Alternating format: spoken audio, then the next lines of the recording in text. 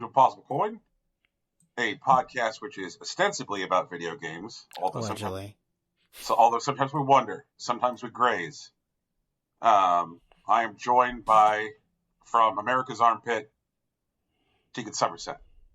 Uh-huh. That's true.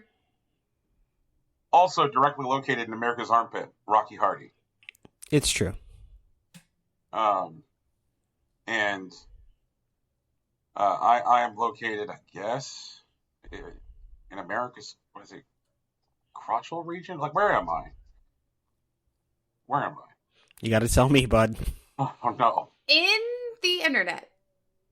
Yeah, live from the internet. It's me. Yeah, It's exactly. me, Brian Cartwright. Perfect. Change nothing. Yeah, there we go. No notes. There we go. Fantastic. Had the retractable bathroom roof people come by. That was good. Oh, good. Yeah. They installed another single-use toilet. I don't know what the hell that's about. Oh, it's part of the warranty. What if I just want to use it as like a regular toilet? I mean, you can use the regular. You just gotta flip the switch so it goes into regular mode. Okay. It's the button that says business on it. All right, now that's really confusing. Okay. I'd like to know more about that. Okay. Would you say shooting someone into space is business? Depends on who you No. ask. That's pleasure. Do you not enjoy shooting your enemies to the moon? Is it just me? That's the thing, Teagues. Brian doesn't consider Duckett Sequoia an enemy. Oh, I do. Wait, Enemy of the state. wait, no, like Duckett Sequoia is clearly my enemy. Like, where do you get off thinking that he's not my enemy, Rocky? I don't know why he spends so much time in your house, man. I don't let my enemies kick it with me like that. That's all I'm saying.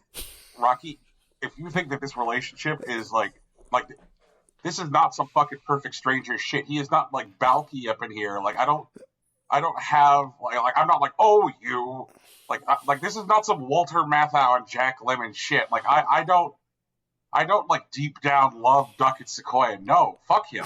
Fuck him. Fuck that guy. Come on. Just saying, man. It's been like, what, 4 times? I don't know. Coco Like, do you have your, like, Wi-Fi password, like, written on the wall or something? Like, what's going on? It's on a little sticker. You can't... Brian. What? Brian. What? We know better than that, It's right? long. It's... Well, who the fuck is going in my house? Everybody. So many people, apparently. Yeah, even people A that you... revolving cast of characters, even. I think that's the most direct description, yeah. The hard-body guy's okay. I like he's Hardbody. fine. Like, if Hardbody's fine. Hardbody wants to use the Wi-Fi, that's okay. Also, Hardbody's Hardbody... gotta get a passport to get to you, though, because he's over in France. Yeah. Hardbody has not been on this show in, like, 8 years or something. I don't know when the last time I heard or saw from Hardbody. You know, like, also, it's been some time since, like, Champagne Fresca came by. Yeah, but fuck that guy. I hate Champagne Fresca. It's on site with him. We've discussed this. I have a question. Like, who do you want to fight more, Duckett Sequoia or Champagne Fresca? Duckett Sequoia. So, like, I would rather fight Champagne Fresca. I'd rather have Duckett Sequoia sniped by a hitman and then someone just told me it happened. That's different. Yeah, if I didn't have to touch Duckett Sequoia to end him, I would. Right. I would do that. I'd choose that option. Y'all chose 100%. Violence. Y'all chose outsourced violence. Yeah, outsourced violence. That's what I want for Duckett Sequoia every day. Y'all chose the bald, bar-coded bro. Well, yeah. Yeah. He's always been good to me. We have an understanding. Agent 47 up here leaving the rubber duckies around Duckett Sequoia. That'd be amazing. That'd be an incredible Hitman level. In fact, some might even say it's next level. Can we get Duckett Sequoia in Hitman? Oh, my God. Just picturing it now. I'm just picturing it now. I can't decide, like, which basic format for Hitman levels it would be. Would it be the Swiss cheese format or the snail shell format? As explained in a GDC talk. by IO Interactive. That they have two basic formulas for level design. Mm-hmm. Swiss cheese and snail shells. Right. Mm-hmm. Yeah. We've discussed snail shells. I don't know if we've done Swiss cheese on the show. Swiss cheese is like wide and tall. Okay. With lots of holes to like move you up and down the space. Okay. Staircases here, like drain pipes on the outside of a building to climb here. So there's like lots of like pockets of like where things like discreetly change, where it's like, oh, okay, like I can get up here, I can get down here, I can get into this trespassing zone here. Also, Swiss cheese levels have more what are called test zones. Mm-hmm. Places where it is technically illegal for you to be, but there's low patrol.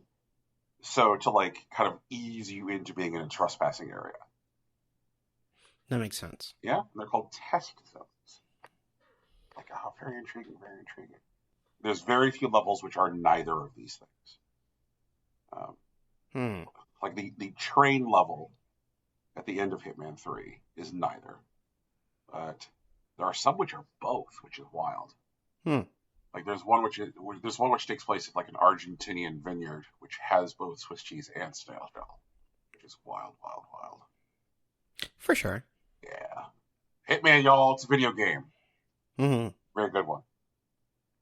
So you would choose to engage in combat with Champagne Fresca. You would outsource Violet for Dusk. What has Champagne Fresca done to like merit combat, though? I'm curious. He's been a dick in the public square, but he's not an outright monster. I just want to knock him once, and then we'll be done with it. Oh, that's fair. This is one of those, like, I'm gonna fight you and then we'll be cool situations. Yeah. We can have a beer after, I guess. I'm not going to share any juice with him. But, like, what's done is done. Saying he's being a dick in the public square. He was, like, talking shit the last 3 times he was here, in, like, 3 different personas. One I think was vaguely homophobic, but whatever. I thought like he just wanted to like have a relationship with a juice machine. That's how it started, and then somehow he got this like country twink thing going on, and then he decided to pick a fight with me, and I didn't take kindly for it. All right, duly noted. And as I recall, like nobody has any problems with like Baron Bob Tepish. He's great. No, he's great. He can come by anytime. That guy, whenever he comes by, number one, he's always like really particular about having to be invited in.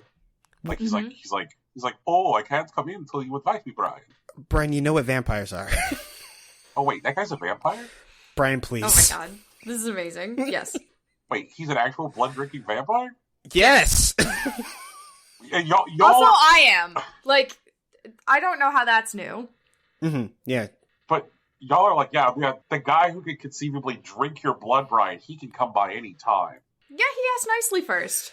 Brian, the way that I see it is that, anyone could be a serial killer, right? And, like, if you hang out with a person who has the ability to hold a knife, they could potentially kill you, but they're not gonna, because they're cool. Like, that's the way I see Tepish. If Tepish is, like, bloodthirsty, I'll give him some space for a week. I'll check in with him later, maybe send him a cow. But, like, outside of that, like, he's fine. I love that we're gonna send him a cow. That's so good. He does seem like a good guy. He's always very polite, and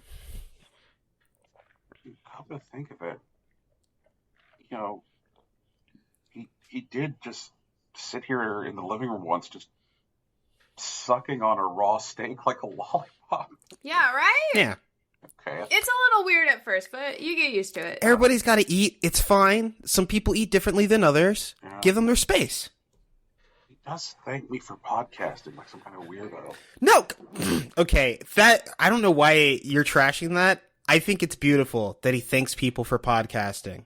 I think it's a deeply good thing, and I hope more people catch on. Oh my god. All right. Okay. All right. Anyway, yeah, so J.K. Rowling, right? Sure. Uh-huh. Yeah. Famous turf. Yeah. So J.K. Rowling came after one of my favorite YouTubers. Who? Jessie Gender. Mm. She's a YouTuber who like mostly talks about Star Trek. And talks about Star Trek oftentimes in like the contents of like, you know, like gender and identity, and really, really like interesting and thoughtful commentary, especially on what's going on in like modern Trek. And like Jessie made a post where she said like, hey, I'm not going to begrudge anybody like having grown up on these Harry Potter books or even having an emotional relationship with the movies, because you know, like all that stuff was released before we knew who J.K. Rowling was. But now we know that like she's you know, like a horrible transphobe, and like and that, you know, purchasing, you know, like her products helps to fund hate, and so like there's like it's there's like basically saying like the continuing to engage with her stuff is not cool, right. And so like and this was her saying like, I'm not mad at anybody who like feels an affinity for those characters that they grew up with or watch those movies. Just don't buy fucking Hogwarts Legacy. Yeah, easy ask. Right. So along comes fucking J.K. Rowling, vanity searching her name. Of course. Right? And she retweets Jessie and says like, oh, Jessie, like, and she's doing that thing where she thinks she's not, where she thinks she's being clever.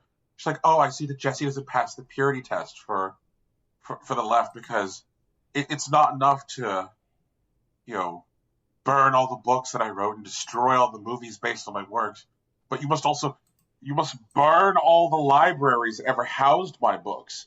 You must kill every owl in existence. She does not own owls. I don't care if she's a billionaire. Like, what the fuck? What are you talking about? She thinks she owns owls. And so, like, and so she did this thing where she, like, basically she turned her army on this, like, small, like, Star Trek YouTuber. And so now, like, Jessie's comments, like, Jessie's mentions are just, like, absolutely overwhelmed. Yeah, absolutely fucked. Yeah, with like shitty transphobes and right wingers, and this is one of those things which like I have such a hard time processing, because like here in the United States, like I detest transphobia. It's disgusting, but at least where it exists on the political spectrum makes sense. You know, like it's a position which is espoused by shitty right wing fascists. You know. But I don't understand how so often transphobia gets to masquerade as a left-wing position, specifically in the United Kingdom, where there's all these people who are like, oh, but it's for the women. It's for the women. It does that in the U.S. too. The we like, can always tell guys, yeah. It's still there. But I would say that like but when we want to talk about like the scale of like who are the, Jesus, I hate to use the phrase, who are the mainstream voices of transphobia in these public squares, in the U.S. it's mainly a right wing talking point. Sure. Right. Yes. Yeah, but they're still using the same like phrasing. Right. So like, why is it that like that it, like that it's a position which is like espoused by like the left ostensibly in the United Kingdom? Like, I don't understand. I don't fucking get it. Like, it's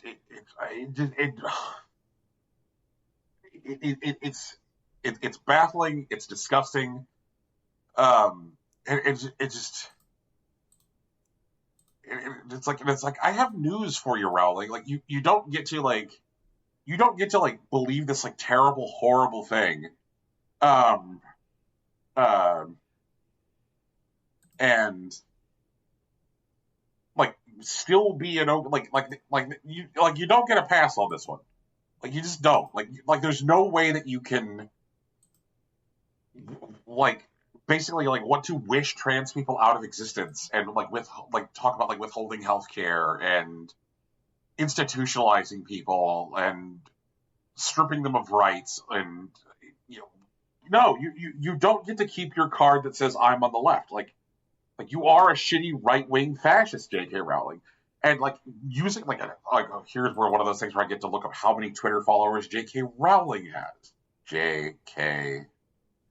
13.9 million followers. Yeah, that sounds right. Yeah. And a large percentage of which, because like her numbers definitely got inflated by her fucking transphobic behavior. Like she definitely can, like, if she points her focus on like a small creator, it is like focusing the fucking like beam of the Death Star. You know, like just there's it's a big deal.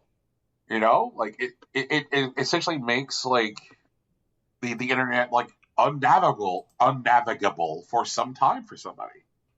And it's just like it's like I don't think that people understand that like when large accounts quote tweet small accounts in an adversarial way, that essentially what they're doing is like sicking an army on people. It's definitely not the same scale, but I remember when Kevin Smith quote tweeted me because I was like, hey, Kevin Smith, you know, NFTs are bullshit. You shouldn't engage with NFTs. And so he quote tweeted me, and like my mentions and my DMs were flooded for like 2 days. And that was just NFT bros, right? You know, like,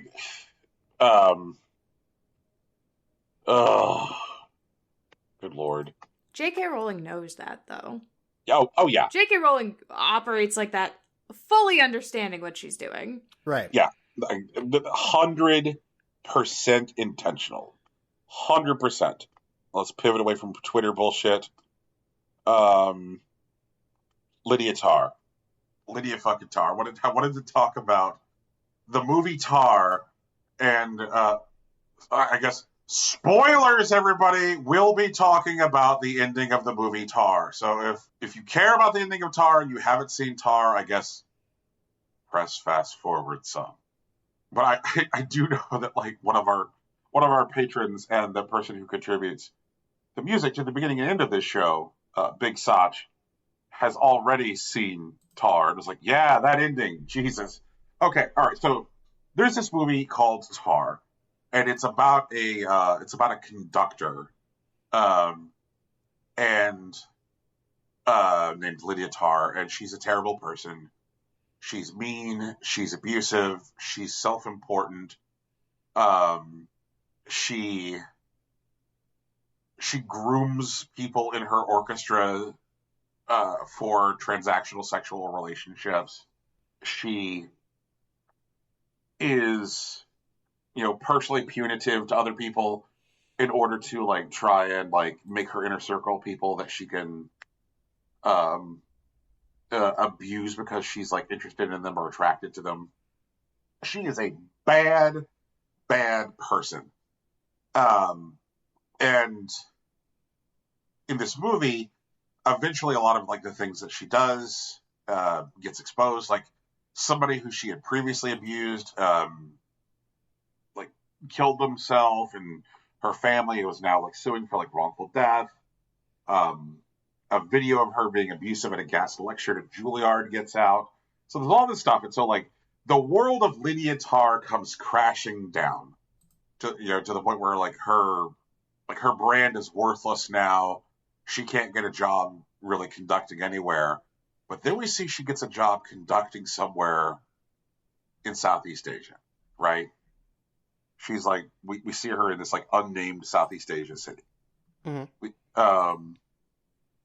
And we see her briefly have a meeting with like the people who are coordinating this upcoming performance, and we see Lydia Tar asking questions about the music and saying how she tried to get in touch with the composer and she has some questions, and they don't tell us anything about the music that she will be performing or the orchestra that she'll be leading.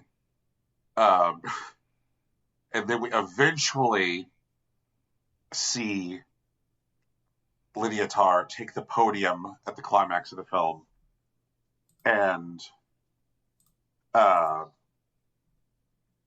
video screens descend behind the orchestra, and the orchestra starts to play, and we hear the opening narration from Monster Hunter World. Yeah. And they start to show clips from Monster Hunter World on these screens behind the orchestra.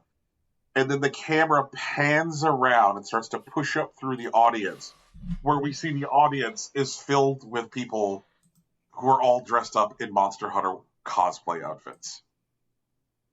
And I wanted to bring this up because it was such a shocking ending for one of the largest prestige dramas of the year, and the idea that I guess having to spend time around Monster Hunter cosplayers is the ultimate humiliation for Lydia Tar.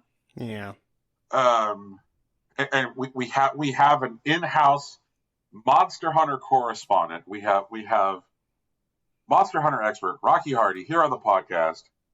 And so, Rocky Hardy, I wanted to talk to you about the ending of Tar. Okay. How you feel about that? How you feel about that? I don't know. I mean, it sucks for her, I guess, that she's around people that she doesn't want to be around, but Monster Hunter people are cool. They've been cool for a decade and a half, which is why I continue to hang out with them, I guess.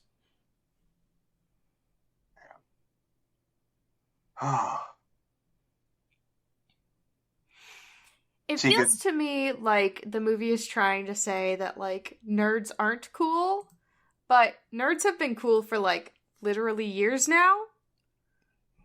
Nerds are the reason conductors exist. They're the reason they have jobs. And, I don't think they're above playing, newer stuff or contemporary work because they've burned all their bridges and now they can't touch the classics and that somehow makes them lesser. I don't know. I mean, fuck her, but, also, I don't know if it's not that big a deal. And so, this is what I think that, there's multiple possible interpretations of this climax, which are, one, that it is humiliating to play, to conduct this Monster Hunter music and to sit and to have an audience full of people in cosplay outfits. Or the other interpretation is that, Lydia Tar is so self-involved and so self-congratulatory and so up her own ass that she would think it's humiliating. Right. She would think she's above it. That so that the movie's position is that these people are fine, this music is fine. I feel like that's the more likely interpretation. Sure. Because obviously they had to do the business with Capcom, right? Which means that there had to be a meeting.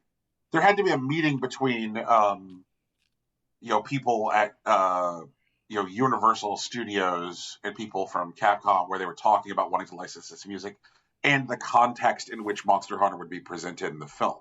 Right. So I think it's more likely that the interpretation is that Monster Hunter is fine. It's just that Lydia Tar would find it to be bad. Mm-hmm. But I guess it comes back to the whole media literacy thing, which is, will the average viewer understand that distinction? Because I think I would be fine with if Lydia Tar stood up there and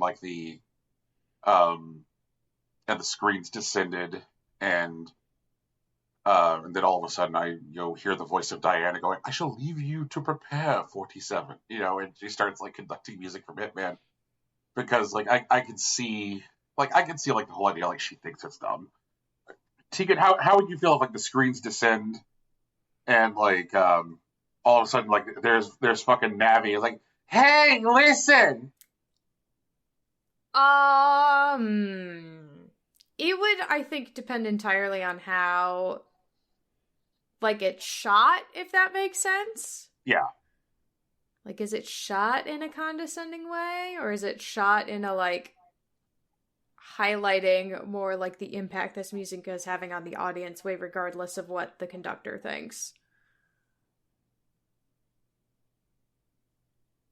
Okay. And I do think that the shots of the I think that the shots of the crowd, like, look like in the film, like, dignified and respectful. I don't think that they're trying to make the people in the Monster Hunter cosplay outfits look like goons. Like that's definitely not the impression I got in how they were presented. So then I'd probably be fine with it. Okay. I guess the only other thing that I have to bring today to this section is, I don't know if y'all are aware, but Americans don't play Elden Ring. I'm an American. I played Elden Ring. I know Americans who play Elden Ring every day.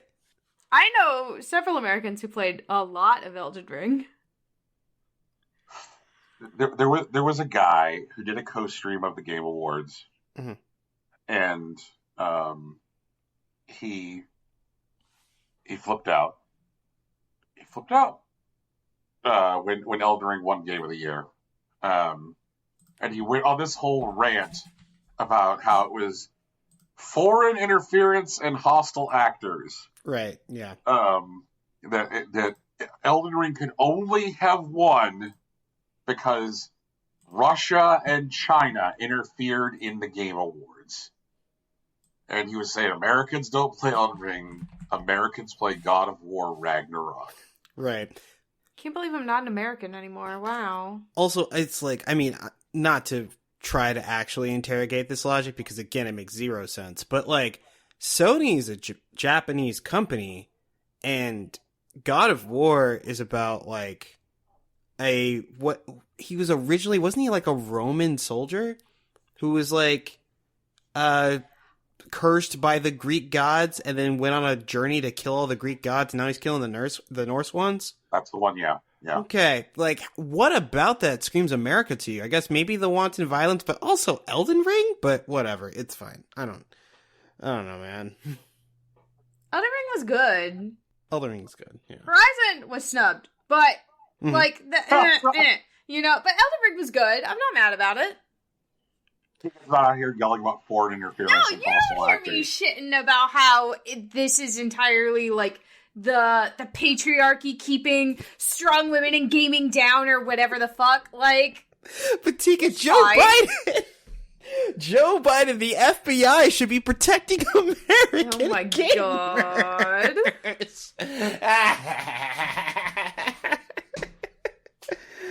Oh, that's funny.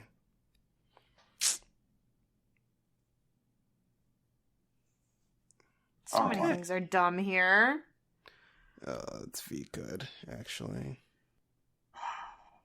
My goodness. All right. So what's going on, y'all? I mean... You know what? In comparison to everything that just happened on this show, nothing. Nothing's going on, actually.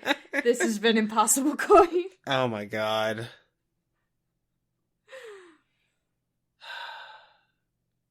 No, I'm kidding. I've been up to stuff. You going to fill in some details on that, or? I mean, I can. It's fine. Actually, I found something that I think you might like, Brian. What's that? There's a game called Slice and Dice. It's available. Oh, it's on Android, but it's also on PC. But the creator operates on itch. They use a free trial on mobile, and what it is like a dice powered roguelike. So like you basically play like a little like dice game with like pre-created like classes or whatever, and you try to make it through like a certain amount of levels in this like dungeon crawl. And it's actually really interesting. The combat is basically dice rolls and keywords. That's really what you got to do. And over the course of your run, you'll pick up items or like increase class or like level up your classes, not level up the classes, but like change classes to get access to new abilities. And there's a lot of really interesting tools to play around with. For example, magic has like a ability to deal like base damage, but also like protect teammates. But you also have like certain classes that have like auto kill like spells if they get a target to a certain amount of health. And so like when you're in a particular fight, it's less about like, you know, just trying to like run the numbers up and like face roll everything, but it's like trying to make sure that everyone can make it to the next turn and then the next turn, and then the next turn. And Okay. it's just like kind of like a continuous like discrete puzzle as you play your way through. I mean, it is powered by dice, so sometimes it looks like there are some like impossible like playthroughs, but I haven't really run into one yet. Like pretty much every time I like play through this, it's like I get to a point where like, oh, this is kind of tough, and then I can kind of back up until like I use like my last action on a particular turn, and then I can't go back to the last turn. But like you can, you know, undo like instantly. You can like push forward with like other tools, and like there are a lot of really interesting combinations. Like I ran a build the other day where I got a class called Venom, which made it so that every turn they had the ability to deal poison damage to an opponent in the amount of all poisoned damage that is in play during this turn. So when I was hitting like 5 things for like poison with like 5 HP, then I got to poison the next guy for 5 HP. And so the following turn I get to poison him again for 10 HP, and so on and so forth. And there are like a lot of really powerful like combinations of stuff that I got to play around with. I streamed a little bit of it, I think a couple weeks ago, at least as far as kayfabe goes. And I'm playing it like every day. It's definitely like my wind down game. I play it on my phone. I bought it on itch, so like I like side loaded the APK onto my phone and I play it on my PC. They're not cross saved yet because like, you know, they don't really talk to the internet or anything, but it's a good little video game. I'm having a great time. Also, shout outs and kudos on the buying on itch and then side loading. Like, Yeah. Rocky out here supporting creators best he can. Well, I do like to support creators. To be fully clear, I sideloaded because if I bought it on like mobile, I wouldn't be able to buy it on PC without buying it twice. But if you buy it on PC, if you buy it from itch, they just give you the APK, so you're basically buying 2 copies of the game at once. Okay. Mm-hmm. Also, I want to touch on this because I've been playing Star Fox 64 again, which has also just been a little game that I play from time to time. Oh yeah. Yeah, like Yeah. I'll just it's on it's on the Nintendo Switch Online thing. They finally put it on the 64 offering of games that they have. And so like I just kind of boot it up every once in a while and I just sit down for an hour and play through some Star Fox. And like I love it a lot. There's a lot of nostalgia tied to it for me in particular because I think it's the first video game in which I like honestly owned motor skills. Like I remember the first time I played Star Fox 64 is when we had Nintendo 64 at my house and my Dallas cousins were in town and they're all like, I want to say about something between 5 and 7 years older than me. Uh-huh. And so like they showed up and they heard that we had an N64 and they had one too. So they brought Star Fox. And I remember playing that first level in Corneria and like I couldn't fly like the R-Wing and I was just like crashing into buildings. And like that was like the worst thing. And then like that Christmas, my parents got me Star Fox 64 and I basically played it like nonstop. And like that was the game that I deep dove into. I like learned how to like control and like fly the ship, but also kind of just like move with precision in video games. And so like I like dove into it. I would like get all the badges. I try to run up the score every time I could. Me and my brothers spent like various weekends just like sitting down trying to get a perfect all badge run of the game and then try to do it like on harder levels and all sorts of stuff like that. And so revisiting that has been very fun for me. And also I've been, I like, it's definitely like campy because it's like, it's ripping off a bunch of shit like when they try to, with the writing in this game. But I really like connected with like how I connected with those characters back then. Like I liked how like Slippy, like I remember when other kids who like talked about playing Star Fox 64 used to shit on Slippy like all the time. And like Slippy was just a kid and he built all the ships and he just wanted to be support. And like he always comes through. I played earlier this morning. I started a run and I went to the level Aquos where you like, it's the one submarine level in the game. And like you're playing in the submarine and it's a little janky. It's kind of hard to control, to be honest, compared to like flying the R-Wing and whatnot.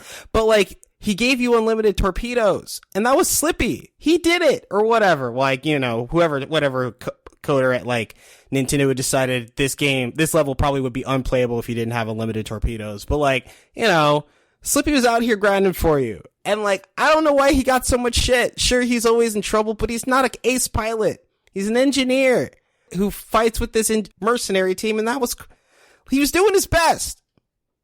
Help him out sometimes. Fuck. You know, that reminds me, talking about just like doing your fucking best. Is this past week I rewatched The Nightmare Before Christmas, right? Okay. I have a new takeaway on The Nightmare Before Christmas. A motion picture, I should stress this before the fucking angry letters come. A motion picture I still enjoy, but Jack Skellington, Christ, what an asshole. Like, yeah, he definitely tried to Columbus Christmas for real. Jack Skellington is like very much the consummate. He is classic white guy who is way too confident in himself. Mm-hmm. How did I put this? I said, is this a Christmas or a Halloween film? It's a Christmas film, easy. It's about a patriarchal authority figure white dude who nearly fucks up the holiday because he's so oblivious. Jack Skellington has a real Clark Griswold energy. Hobie is literally saying "you're welcome" on rooftops while people are screaming at him in terror. Right. And then he gets shot down by the army and then sings a song about doing his best. He's sitting there in the graveyard after he got shot down. He's like, I tried my best. I did as best as I could. It's like, did you best you could? You fucking had a man kidnapped. You arranged for the kidnapping of somebody. And then, like, your entire town is like, I don't know about this. Like, that little rotting kid and, like, the werewolf. Everybody's like, I don't know about this. The mayor's like, I don't know. Nobody wants to go along with his stupid fucking plan. And then he's just like, all right, everybody, Christmas. And they're like, hey, is Christmas Halloween? Because I live in Halloween Town. That's what I know. And he's like, no, it's different. They're like, all right. They're like, I have no frame of reference. Hey, Brian, I have a question. Yes. Is the Nightmare Before Christmas just like what Elon Musk is doing to Twitter? Oh my God, is Jack Skellington Elon Musk? Is Elon Musk like sitting in the graveyard being like, I tried my best? Is he not like the most he's the most powerful person in Halloween Town, right? Right. Does that not give the same energy as the richest man on earth buying Twitter? And be like, we're doing this other thing, and everyone being like, I don't know about this. And you'd be like, well, do it or you're fired. Like, well, I do want to say Elon Musk didn't really have another thing before Twitter. I mean, sure, he had companies or whatever, and I guess like he might be trying to run Twitter like Tesla, but is that what's happening? I feel like that would have been called out earlier than now. He got that SpaceX. He got that Hyperloop. He got that Tesla. Is Hyperloop actually real? Like... there's a big fucking hole underneath the desert in Vegas. Like, I don't think there it is. I don't think there's anything happening in the hole, but like, like he insists there is, but like, I know nobody who ridden that Hyperloop. But I am enjoying this whole idea of like, I'm gonna need somebody to rescore all of the Nightmare Before Christmas songs with lyrics which are now about Elon Musk. Like maybe instead of like kidnap the Santa Claus, like kidnap the Zuckerberg, put him in a bag. Like we can just like every song from the movie, but now it's an Elon Musk song. And I feel like the best way to write this music is to have his stupid like chat API AI write the song, so that way if they're bad, it'll like just be like, well, they're bad because we use your stupid AI to do them. God. Anyway, I'm sorry, Rocky, I derailed you. It happens.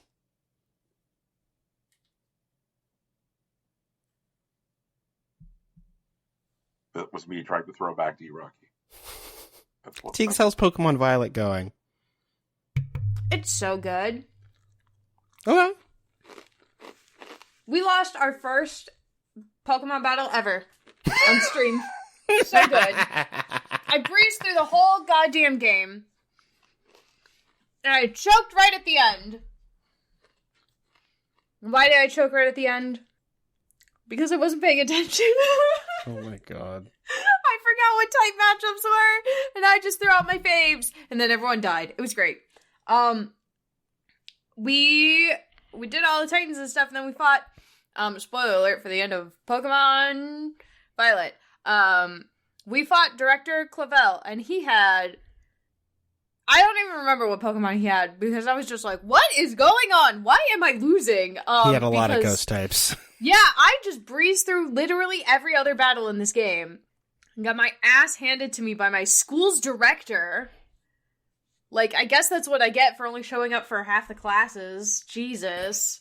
I don't think he's the end boss, though. I don't think, I'm still not convinced that he's actually the one who's behind, or his actual name is Cassiopeia or whatever. Specifically because in the dialogue, he's like, it was one of those pre-recorded message thingies. Wow! Like, this man barely knows how to work a tape deck. There's no goddamn way he figured out how to pre-record a message and mask his voice well enough that I wouldn't immediately look at him and go, Director Clavel. And also, like, have it so that it was conveniently timed so that I only ever, like, half the time I only ever talked to Cassiopeia was while he was also on screen. Like, there's no fucking way. There's no fucking way. Okay, boomer. You know? Like, Jesus Christ. So I am, doing some off-screen leveling up of my team, and then we're gonna give it another go next week. Okay. Nah. It's fine, though. My Pokedex is coming along really well. I got, like, almost 300 Pokemon in there. Pretty good. I don't know how many are in the region. I think like 400, but yeah, we gotta beat the director and then beat whoever Cassiopeia actually is. And then we have to do the endgame stuff for Arvin's questline, which is apparently hang out with his dad, Professor Turo, and also take on the Elite Four. So, like, no pressure. Yeah, no pressure. It's fine. It'll be fine. Again, I've heard that the Elite Four is a joke in this game. I made it this far with, like, 90% ghost types, so, like, you know, whatever. It's fine. Oh, man. I think I barely studied type matchups to, like, get through this game. Yeah, it's fine. Like, once you get them, like, they're kind of done. Unless you, like, try to learn them in a completely new system or whatever. Yeah, I'm trying to think if I should bring my Wooper back on my team. Or what's it called? My big boy. What is he? Swooper? Big man. I don't know. I named him Awoops. Oh, it's Quagsire. Yeah, but it's not Quagsire. It's something else. He's got a different name. Yeah, no, you call them a Whoops because it's like whoops, but like... Yeah. Like, Wooper evolves into Quagsire, and this is just Paldean Quagsire. Yeah, no, it's different. It's got a new name. It's a different name. Paldean Wooper evolves into... Who is it? Clodsire. Oh, it is Clodsire. It's a totally different Pokemon. Yeah, that's weird. But Wooper is the same. But yeah, no, his name is Clodsire, and I named him Awoops because I caught a shiny off camera. Awoops. It's okay, you caught a couple on camera, I think. I've caught most of them on camera. It's just, that was the first one, and I wasn't even paying attention. I was like, Blue, that's a Wooper! And then I caught it, and I was like, oops, Wooper here is brown. Not blue. I'm goofy. But yeah. So I might bring back Clodsire to my team. Mm-hmm. I don't know. I don't know if I'm gonna need a poison ground type. I don't know who's in. I know there's a steel person in the Elite Four. That's the only thing I know. Yeah, that's the only thing I know for sure. I do have plenty of fire. I'm doing great. It's so good. But like, And that's only because they basically told me, like, hey, this tiny child, this, like, youngster-sized person is an Elite Four member, and she uses steel types. And I was like, what? Ask a child. She's got a job? Does she pay taxes? Like, what is going on here? Well, I mean, there's, like, child actors. I guess there could be child Elite Four She's got, like, members. She's got, like, a bedtime. She's, like, she's, like, 5, maybe. I mean, so She did, needs like, a those Harry babysitter. Potter kids. She needs a babysitter. The Harry Potter kids were, like, 11. They were, like, isekai age. They also Like- needed a babysitter. Like, come on, T. Yeah, but this is, like, a baby. She can't use the kitchen.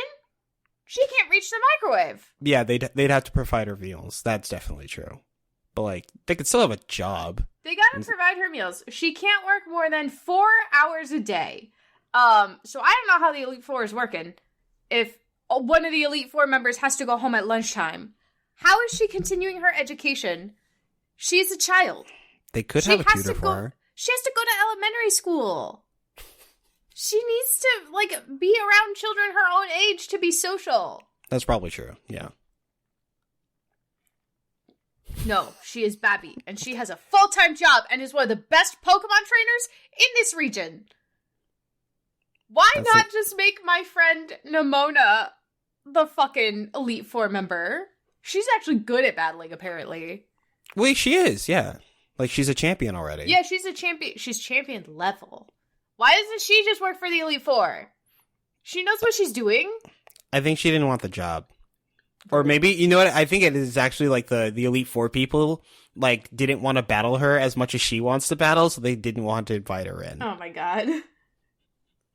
They're like, you only get to hang out with us if you're going to be cool about battling. And she was like, I cannot be cool about battling. And they were like, okay, this is not the job for you then. Mm-hmm. Oh my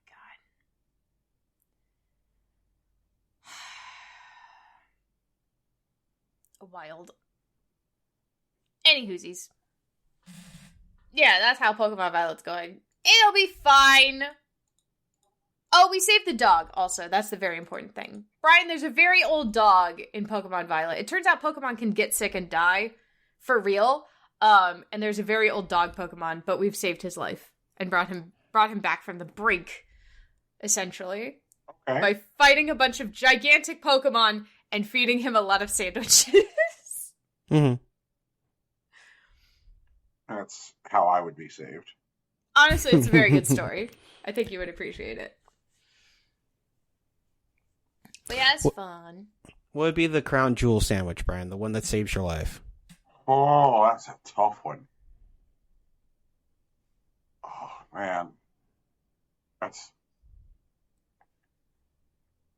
a tough one. I feel like I'm full of nothing but difficult questions. I'm torn between, like a good Reuben, or like a Cuban sandwich. For sure. I feel like, push comes to shove, I'm dying. Like, those might help. Word. Yeah. Oh. So I've been playing this other game. Okay. I'm not sure how I feel about it yet. It's called Chained Echoes. It's a JRPG with like kind of like a SNES like golden feel, like your Final Fantasy VI's, your like Chrono Trigger. Like you run around pretty fast. Fights are basically like scripted rather than randomized. There's like a very particular mechanic that you do. It's called like overdrive, where like you use abilities and you kind of get into like an overdrive mode, and then you like control the overdrive mode with like the types of moves that you use in subsequent turns, and you kind of control it like a heat gauge. And so like you want to get into overdrive because your damage goes up, you take less damage, and your skills cost less mana essentially. But like if you overheat, like the opposite is true. You deal less damage, you take more damage, and everything costs more.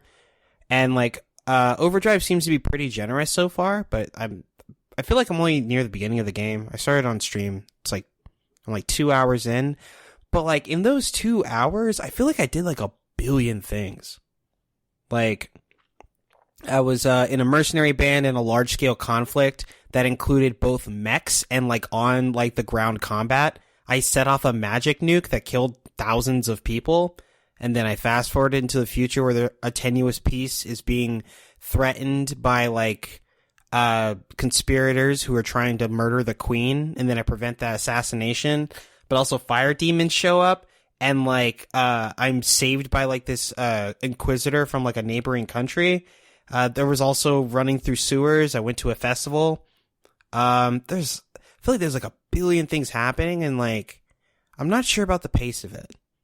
But it all seems very good. It does look like a very good video game. I feel like if I were like really hyped up, like if I just like, you know, mainlined some LSD beforehand, I think I would have been, this would be like game of the year. But like at the moment, I'm like, whoa, like give me a second. But I don't know. I'm going to spend some more time with it this week. See how I feel. Are you going to mainline LSD? Nah. Okay. You know, I don't think I've ever asked before because it's never really come up, but I don't even know what the fucking drug situation is in Ohio. Can y'all buy reefer legally? No. Nope. Rocky, was reefer legal in Texas? Absolutely not. So you moved from one reefer-free state to another reefer-free state? Allegedly. Oh. Rocky, hypothetically, do you have a guy already? Do you have a guy? I can't confirm or deny that. I use my real name on this podcast, Brian. Why would we confirm or deny that on a podcast which is I posted said online? hypothetically. I said Like, hypothetically. Still, I don't think that'll stop a no-knock raid, Brian. yeah, And, I don't think so either. It is Ohio. Like, it's so easy to get a gun here. Raw, it's so easy. Tegan, I just came from Texas. I think I'm familiar with the tech there. Yeah, that's true. That's true. Oh, man. God, I wish I was smart enough to not use my real name on this podcast, but what are you going to do? I mean, you know, it is what it is. Yeah. They'd find us eventually. Well, yeah, if someone was looking, they'd find us. I mean, they'd have to go through like 8 or 9 Brians to find this Brian, but you know. Yeah, Brian's the only one who's really safe out here. Some no-knock raid on a guy in fucking Dubai. Oh my god, amazing. No, right? Good luck to the guy in Dubai. He's like, oh no, my parents! Now that we forgot about him. Oh, God. Man. Although my main quarrel is not even with Brian anymore, it's with this fucking guy, Randy, and his hospital bill. Jesus Christ, man. That's a problem for another time. Mm. This fucking guy and his hospital bill. Just get it sorted out, dude.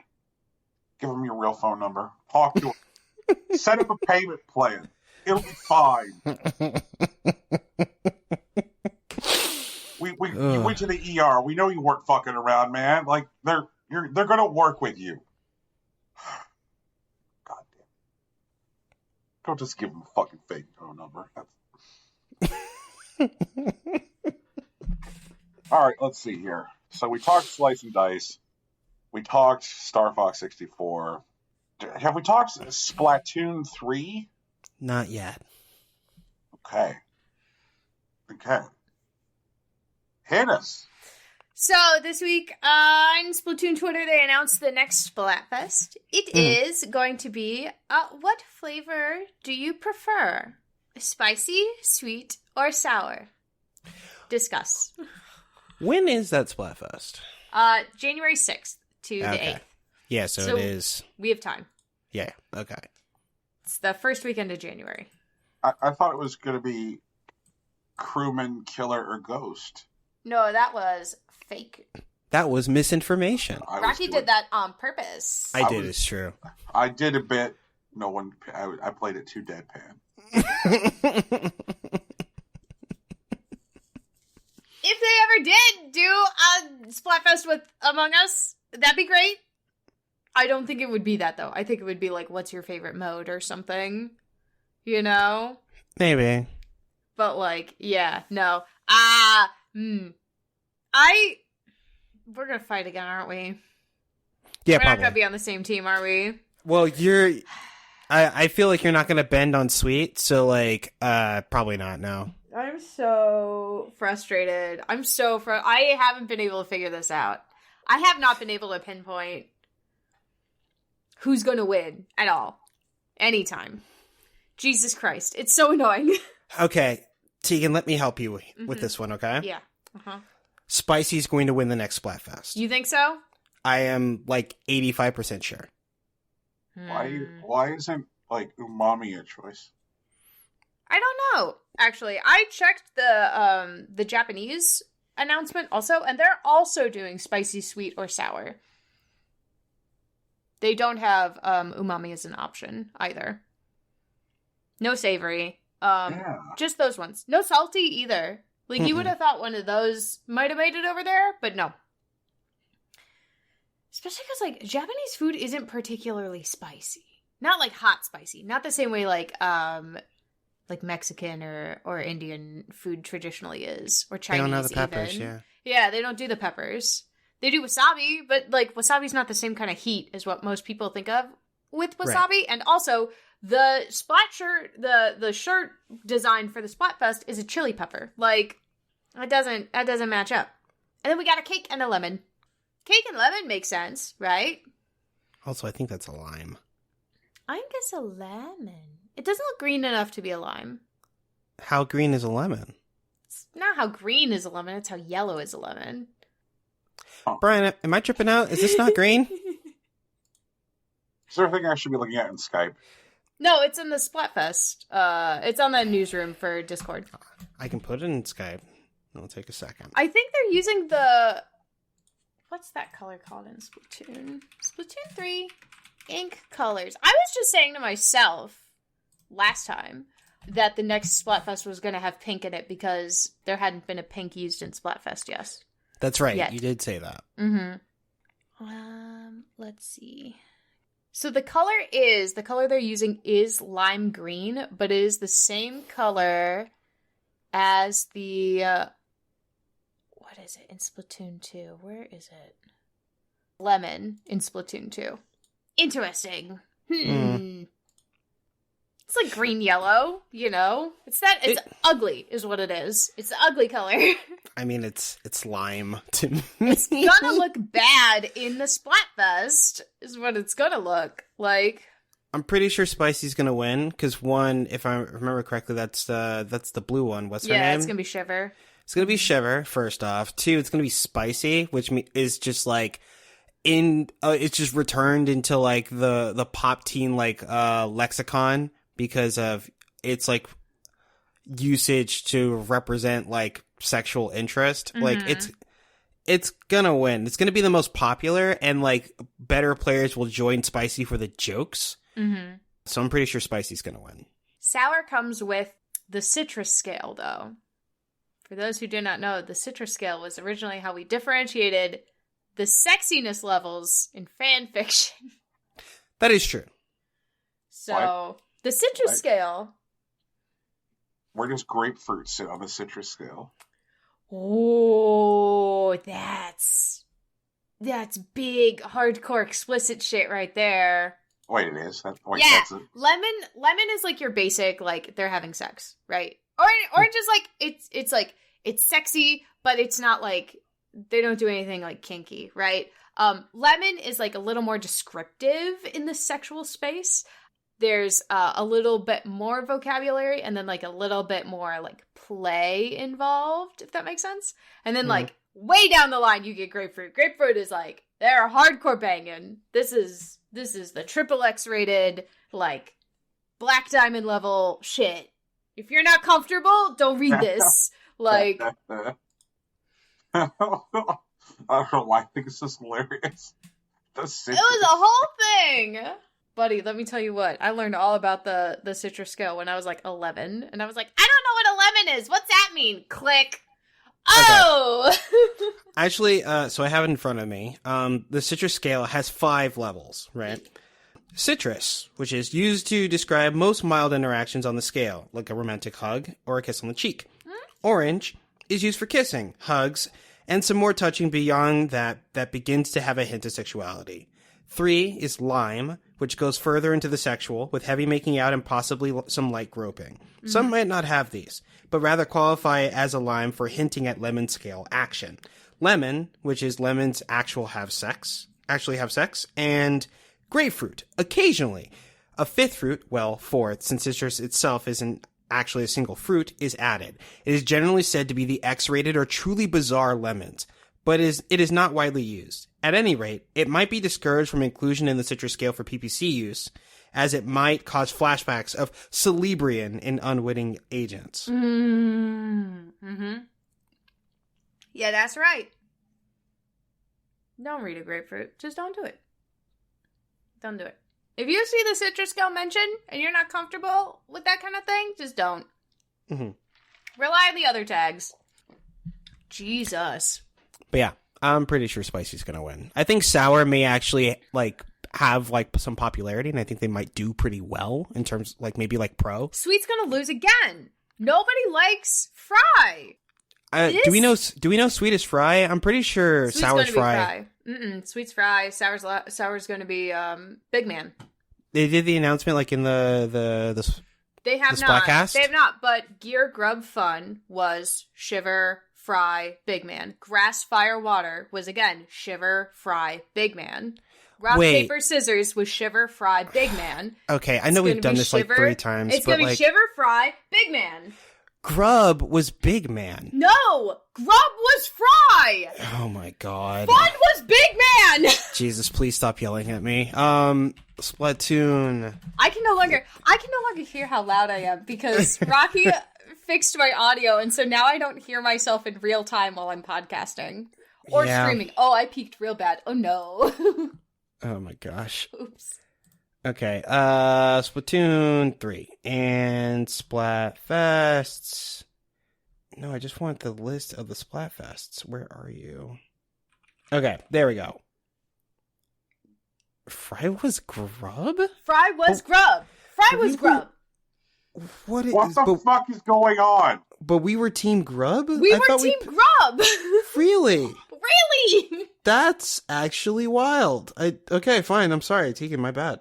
Anyways, we're describing the Splatfest in Oceania. Or not in Oceania, in Americas and Oceania. And I was under the impression that our team that we were on for the second Splatfest was attached to a different deep cut member. Yeah. Yeah. And I was wrong. It happens. GG's. Yeah, okay. But yeah, I'm gonna lose again. I'm gonna lose again. I've lost 3 out of 3 Splatfests entirely. 0 points on 3 out of 3 Splatfests. Teeks, that just means you're down 6 sea snails that you would otherwise have, but 6. Yeah, but okay, so the sea snails aren't the point though. The point is I've been critically wrong every single time, and I hate that shit. Yeah, that's fair. I get that. And I don't know what to do because my heart and my bloodstream dictate that I need to be on Team Sweet, right? Okay, I need to be on Team Sweet. Yeah, that happens. I can't handle spice because I'm a little baby bitch baby. And I don't like sour, end statement. I like tart, but not sour. Those are different. But I don't know if I can lose again. I've been told that losing builds character. I'm done character development. I'm finished. I'm totally complete. My character is super developed. I'm ready for the redemption arc. Thanks.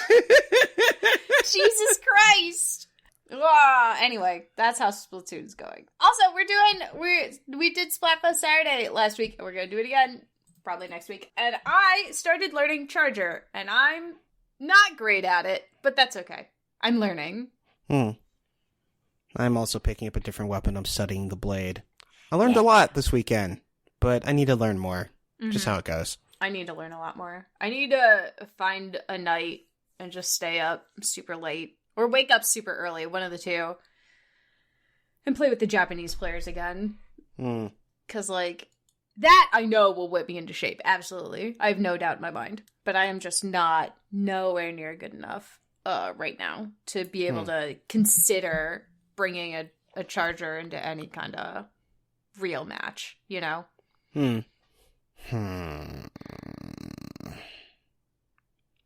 Maybe I should learn a ranged option. It's okay. I'm working on the stamper right now. One thing at a time. One thing at a time. First learn your blade, and then we can switch. And I'll learn a blade, and you'll learn a charger.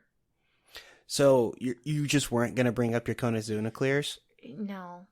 Okay. But I can do it now. Nah, who cares? It's fine. No, we did Big Run. It was zombies. Big Run is essentially like limited edition Salmon Run on... I said salmon. Real weird.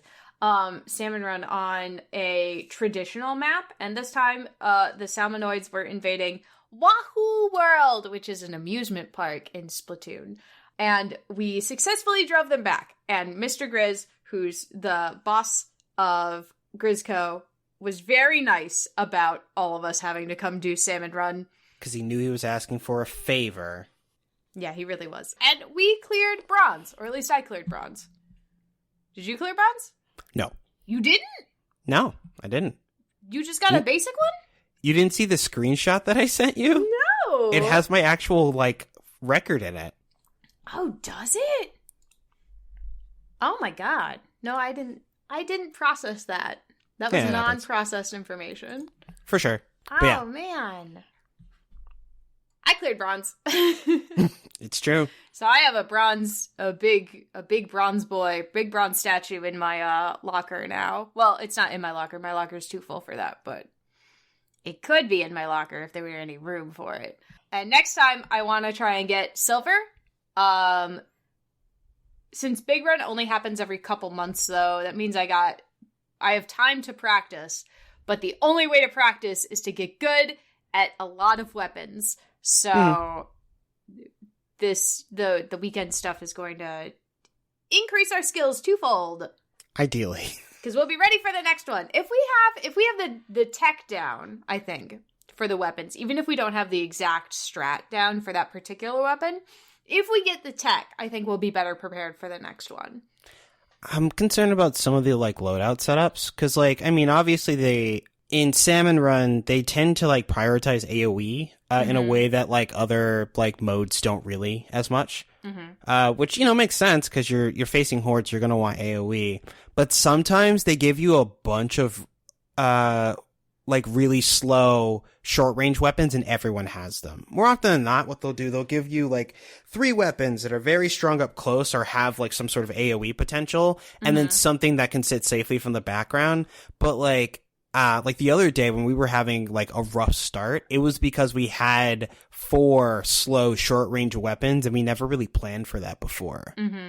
And so, like, that's I wonder if they're going to shift the loadouts so that they do things more like that. Like, what if we end up with loadouts that's just, like, essentially 4 long-range options with no AoE? Or, like, there's, like, you know, all, like, AoE options but nothing that's mobile? Like, stuff like that. Like, I don't know. I'm worried about, like, what they'll, like, serve us in the long term. That's fair. If we take into account that they likely will include one Grizzco weapon, each Big Run, and we look at the Grizzco weapons that have been released so far in regular Salmon Run, I think we'll have a better idea of, like, what to expect, if that makes sense. And so far we have the Grizzco Blaster, which was in the last Salmon Run, and the Grizzco Bow. And I think that's it right now. So the bow will end up being your long range, and it fires 5 shots. That thing's huge. And and the umbrella. There's also a Grizzco umbrella, where instead of having a shield, it turned the entire thing into a shotgun. Every single spoke is a shotgun. Like, yeah, that's bullshit. I mean, it was kind of sick. I liked it. It was great. Don't get me wrong, but, like, we're gonna have a long range weapon option as long as or like a mid to long range weapon option as long as somebody has one of those. Yeah. It's just, like, figuring it out.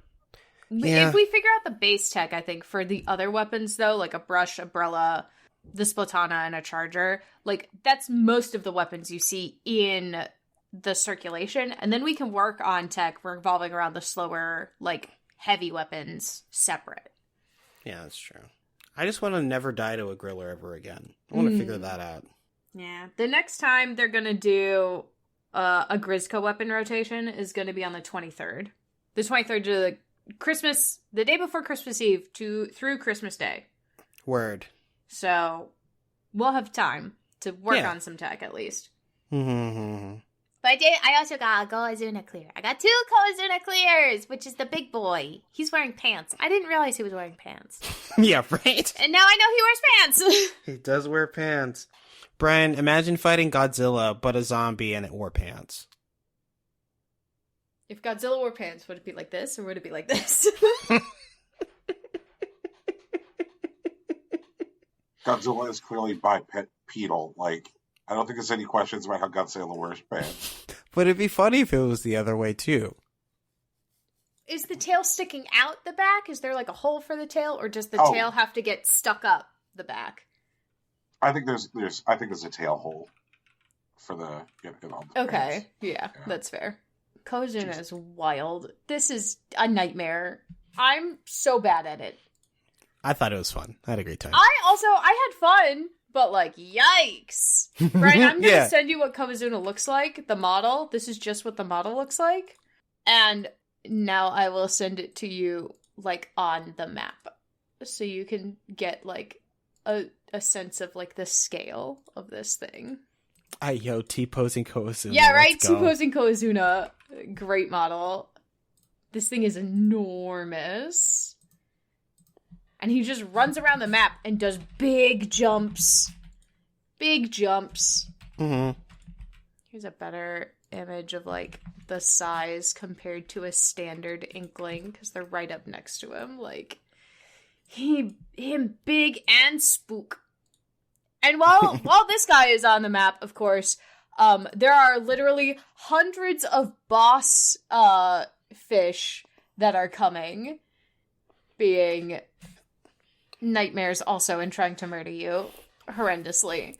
Like, but the idea is that, like, the boss fish, like, once you have a handle on it, like, you're supposed to kill the boss fish, and instead of putting the eggs into the basket, like, you actually use them to shoot at Kozuna, and then, like, they do, like, huge amounts of damage, which makes me believe that these eggs are actually, like, biological weapons. Or, like, shards of, like, some super powerful egg, kind of like the Shikon Jewel from Inuyasha. Have you played the story mode yet? Oh, not really. You should finish the story mode, and you will find out why the eggs are important. Okay. Man. That's lore! That shit's lore, man! I'll play. Oh, man, okay. I'm going to finish this Splatoon story mode. Splatoon exists in a world where an environmental disaster wiped out all the humans, and the squids and the octopi evolved to take over the world instead. They did confirm that. Yeah. Absolutely crazy. What a good time. Oh my god. I can't wait to die to Kozuna a zillion more times while I'm getting good. What are you talking about, Teeks? We gotta farm Kozuna so we can buy the other stuff. You're right. My bad. Well, today on the Salmon Run tour, there is a Splatana wiper, and there's an ink, a sniper rifle. So it'd be a good day to practice. I could probably practice. Man, but like, no, okay, I know what to do. I got the ammo for that weapon, I think. Jesus. I wonder if they'll make another one. Yeah, it's fine. I'm sure they will. Fucking Splatoon. I'd expect we're gonna get another, there'll be another, like, major update, probably in, like, March-ish? Mm-hmm. Somewhere between, like, February and March would be my guess. They're gonna let the people who get it for Christmas play for a little bit before they do another big update. That's fair. That sounds right. Just not like the game's a broken mess or anything. Yeah! Just the servers are a nightmare, you know. It's fine. Game of the year! Oh my god, multiplayer game of the year. Yeah. I've also been playing a Certified Hood Classic, Skies of Arcadia Legends. I'm still very much in the first act. I've just rescued my pirate dad in fake feudal Spain. And now I have to escape fake feudal Spain because there's one way out and it's covered with guns and they're probably going to use them to shoot at me. So I got to figure out how I'm going to get out of here. But I'm going to be playing that on stream too, if you're interested. You can check us out at twitch.tv/impossiblecoin. Yeah. God, what a good time. I've also been revisiting Triangle Strategy. How is that going? It's great. Is it? Is it very good? It is very good. I think one of the things that I done to change my experience is that I'm no longer playing like hard mode on the first try, because it looks like what hard mode is like designed to do is to make it so that your level needs to be higher to confirm kills, as opposed to like making it so that you have to like make more concise strategies. Because like what I find when I'm playing hard is that like I get like a lot of almost kills and I don't have enough turns to play with. And so, like, I can, like, survive and whatnot, but I basically just have to turtle more often than not. While, like, I shifted it back to normal, and now I can just kind of cruise, and that's fine. But, like, all the other stuff that's going on in the background, like the sort of, like, Game of Thrones, Fire Emblem stuff, everything's, like, kind of edgy and characters die and stuff like that. That's all fun. Like, the voice acting is still really great. I do like the story, how it's playing out, because it feels like, you know, you do things and other things happen. Like, for example... in the middle of the game, when the capital town of like this kingdom was overtaken, what they did is that they took over the town, but then they established it as a puppet state. They didn't burn anything down. They didn't tell anyone to move. And in fact, they actually just enacted a handful of social reforms and took powers away from the nobility and like basically killed any of the royalty that was around. And so what that did for like the people who live there, they now had new opportunities, and that allowed them to flourish under a new puppet state. But when you go to reclaim the capital, you burn it down. Like, you run through, like, the middle, you, like, blow up ships at the shipyard, the whole, like, city square is absolutely destroyed, but you got the crown city back. But obviously the people are less happy about it because they were just fine a week ago, even though they were effectively an occupied state.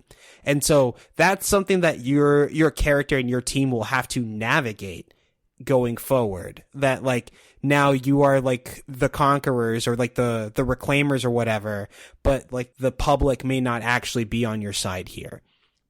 Oh, that's interesting. Yeah, right?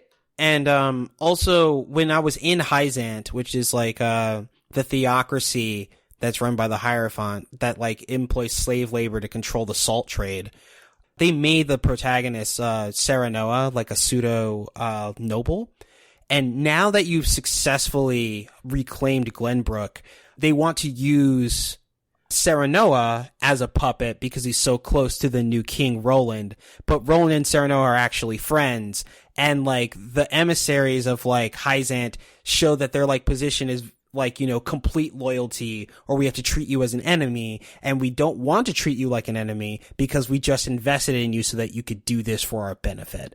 And that's another thing that we're going to have to deal with while we're also taking on, you know, the third point of the triangle, which is the Russian, Czechoslovakian tundra state that's built up a military and works off of personal freedom, and how we either need to close in on them, but they're planning an invasion of like the theocracy, which I'm probably going to have to go deal with, but I had to leave Roland behind.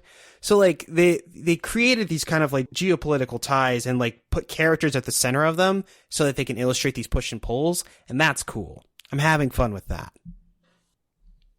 That sounds so... I'm having a feel. Okay. In most video games, right? It doesn't matter if you are you're like freeing an occupied state or not, right? Like the people are generally happy that you have freed them from whatever their oppressive regime is. Right, yeah. But in this one, they're like, actually, you kind of fucked us over here, man. Maybe you shouldn't have done that. Right. And that feels weird. It does feel weird, but like, you know, that's kind of how it was though, you know, like sometimes, or like I remember when I played the demo and I realized this is like what I'm dealing with now is definitely like more palatable, but it's an extension of like what the demo played out as, where like you're thrown into the middle in the story, and like you have just escaped the capital being taken over, being occupied, and you have what appears to be the last like crown heir who could like lead the kingdom from like the throne. And so they come to your like hometown and they attack you there, and you have to defend yourself. And to defend yourself, you actually have to burn down half the town. Like the game is scaled in a way where like you can't just cruise through the fight without doing that, really.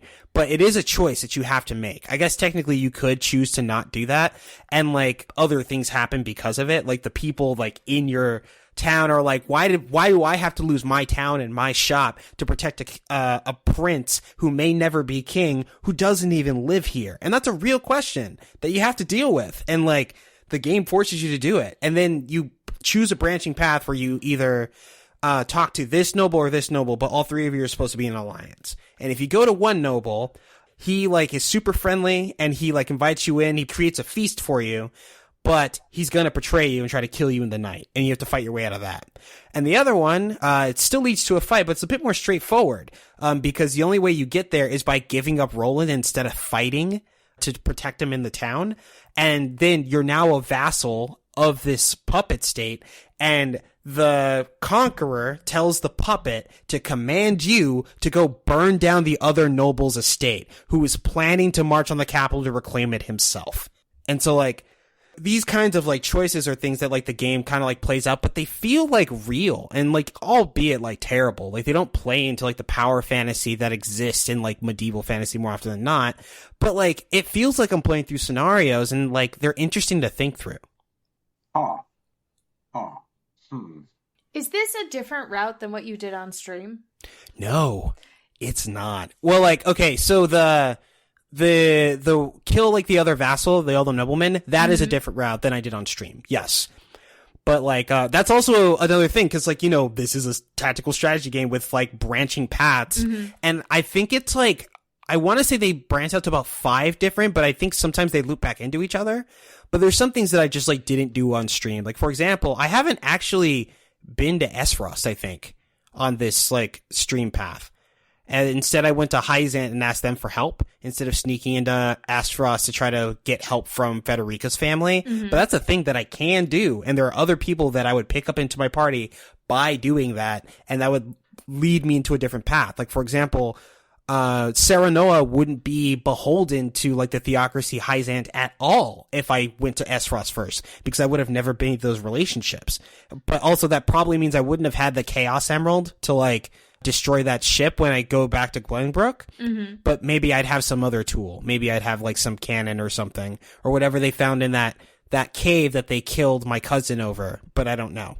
I'm going to find out soon, I'm assuming. Triangle Strategy is apparently a very good video game. And, like, you know, I definitely kind of pigeonholed myself and maybe burned myself out on it early by, like, doing every fight on hard, which meant that I needed to, like, grind a bunch before I went into every single chapter. But the chapters are the meat, I think, more than, like, the tactics. Like, I think the tactics is meant to be, like, digestible and, like, you know, playable. And that's not a thing to shame them for. But, like, it looks like the scenario writing and, like, the like, level design, or, like, not the level design, but the situation design sort of thing. Yeah, like the scenario design is like where the game actually shines. And that's a breath of fresh air given like this genre, really. But you're not doing different things, you're just doing it again? What do you mean? I'm sorry, I'm confused. I'm not going to pass my triangle strategy test. I mean, that's fine. I just want to understand your question.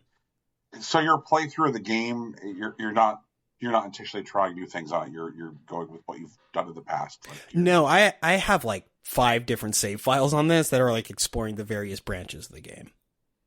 But I've basically been in this like discussion. I've basically been talking about mostly my single playthrough. But like I know that like you can go to Esfrost and there are other people that you met because I've done that on a different save that's not on stream.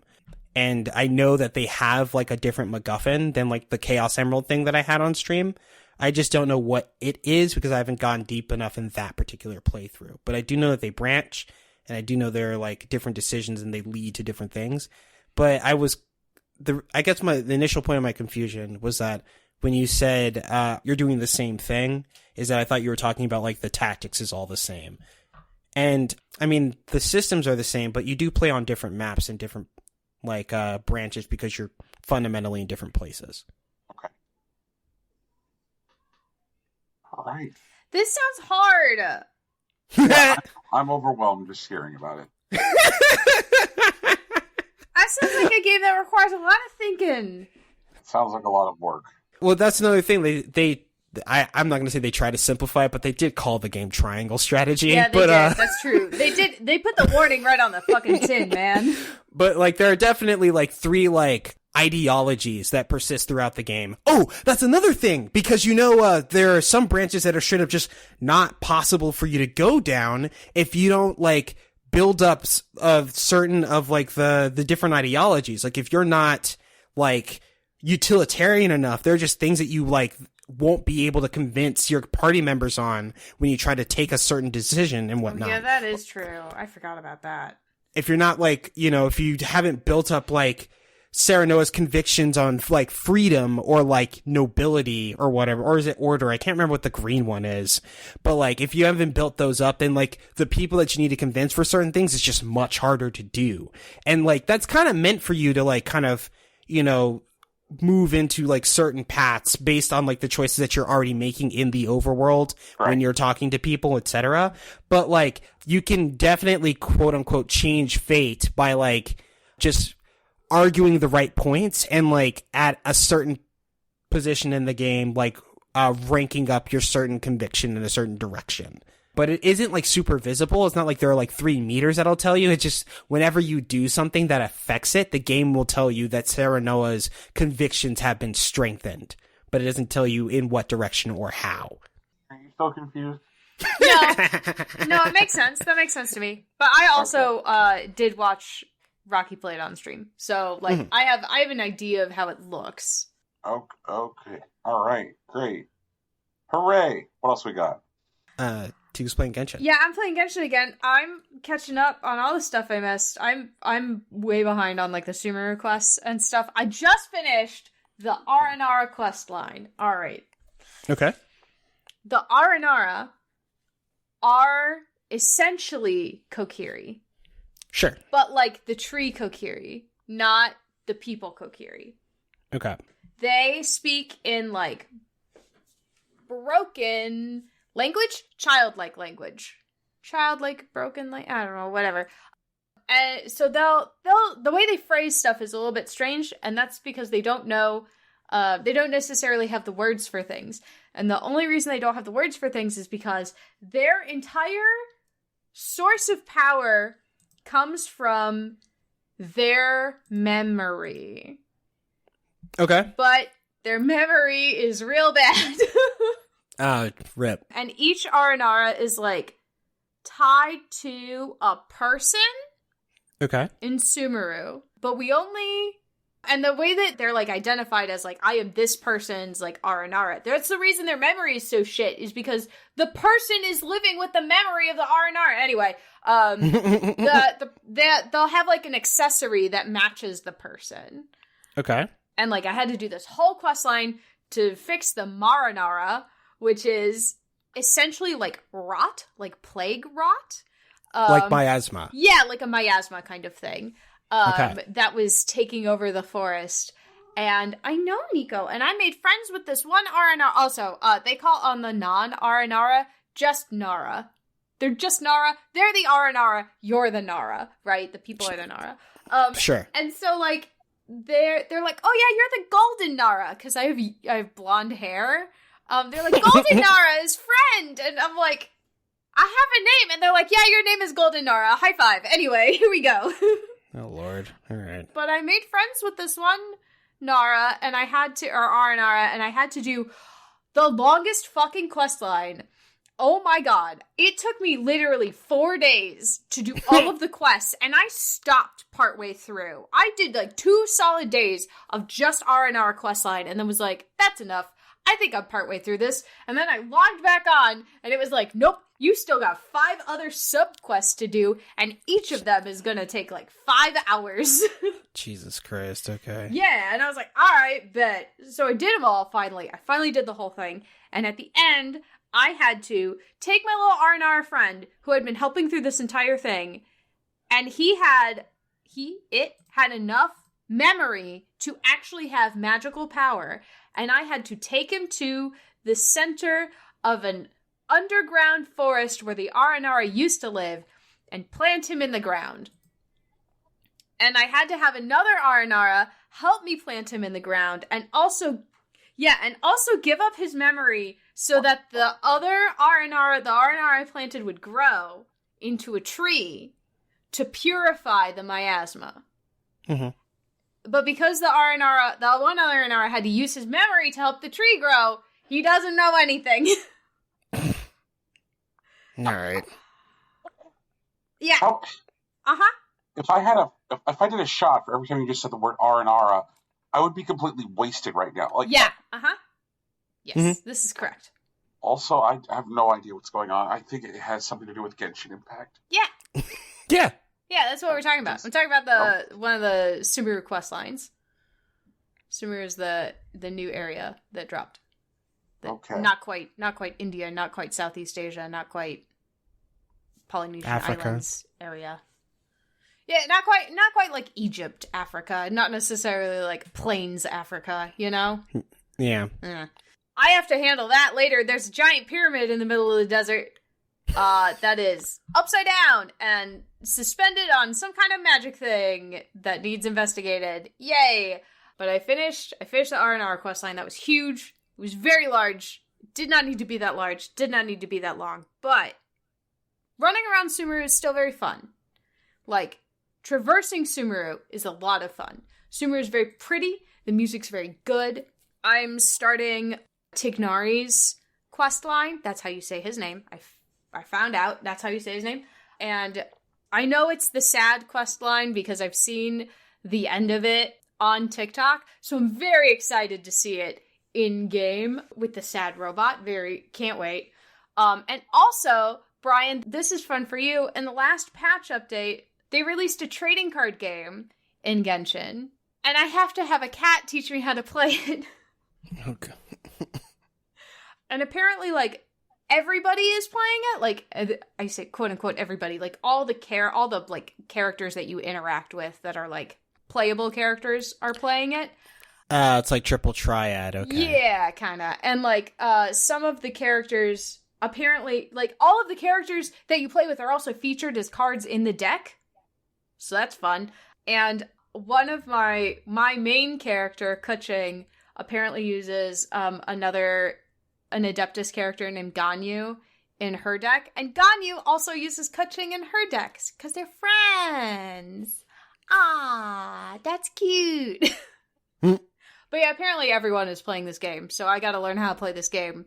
And it's part of like the weekly battle pass now, where like you have to win a game of the trading card and you get like points in the battle pass. So Jesus. I'm gonna learn how to play this card game so that I can play against NPCs and do the battle pass part. I don't know, I'm not big on the battle pass. It doesn't really matter to me, but like that's okay. Mm-hmm. I'm very excited. We're getting into like some good mainline stories. Like Genshin's working hard on the plot of this game. That's for sure. I'm excited to finish the Archon quest for Sumeru because apparently it's also big about like memory and stuff, which will be fun. But also Scaramouche factors into it, and he just became a playable character. So I'm very excited. I'm trying to get him on my team. He seems like fun. He can fly around a little bit. It's exciting. Yeah! So Genshin's fun, still, again. And that's all my games. That's it. Hatsune Miku isn't being nice to me, so I'm not going to talk about it. Bet. So, what now? News, probably. Yeah, Okay. There's news down here. All right. Chris Metzen's back at Blizzard, everybody. Who is Chris Metzen, and why is it important that he is back at Blizzard? Chris Metzen is a founding member of Blizzard. After Activision bought Blizzard, there was a slow exodus of like Blizzard founders, people who, you know, in some cases like had contracts which would require them to stay around some length of time, or people who just got tired and eventually just left. And Metzen is notable for having been on Warcraft from the time that Warcraft was created. He worked on the first Warcraft game. Oh, wow. Okay. Yeah. And so, like, the Warcraft property is, you know, one of the biggest moneymakers for Activision Blizzard. Does the Warcraft property include the World of? Or just, like, the Warcraft strategy game? Warcraft strategy game, World of Warcraft, Hearthstone. These are all things that take place within the Warcraft universe. Gotcha. Okay. Right. And so people have felt for some time that, like, Warcraft was adrift. And so bringing Metzen back in to pilot Warcraft, it appears to be, like, opinion is pretty firmly divided on it. Like, some folks seem to think that, like, hey, this is a great idea, like, bringing Metzen back in to drive Warcraft. Other folks think that, like, that he's being used as a mascot for consumer confidence. Mm-hmm. But, like, I realize that, like, lots of folks out there will bend for money, but, like, I don't think that he would go back if, like, if he hadn't been given some, you know, meaningful control over the brand. Because, like, if he left the company because he didn't like the direction that, like, Blizzard was being taken in, then why bother to go back if the level of control that he's going to have isn't going to be meaningful? Mm-hmm. So, I don't know. What y'all think? I don't know why he went back. I hope it's for a good reason. I'm interested in why he went back. Yeah. I wonder if it means, like, they're hoping to expand Warcraft in, like, additional directions. Yeah, you know, like, it's a pretty beloved brand space, and there are definitely characters within Warcraft that are pretty highly recognizable. Like, there are things that Activision Blizzard could do that I frankly expected them to do back when the buyout was newer, that they just never got around to doing. Like, Warcraft is so beloved and it translates well to, like, other games. Like I fully expected us to get, like, you know, if there had been, say, a kart racer that takes place in Azeroth, where, you know, it's like, hey, you know, it's a Horde versus Alliance kart racer. Like, isn't this great? Like, you're Jaina Proudmoore driving a little cart, throwing, like, snowballs as you do laps. You know, like that. People would have eaten that up. Or, like, any number of other, like, oh, look, it's Warcraft golf or tennis. Like, I think that it's easy to forget because of the amount of damage that Activision has done to the brand since the buyout. But, like, Blizzard properties and Blizzard's name were at a point, like, where they were in a pretty rarefied territory within video games. And, like, I wonder if, like, we'll start to see some of that expansion, or if this will be about, like, getting the games that exist back to, you know, quote, like, original principles or core ideas. You know, I guess we'll see.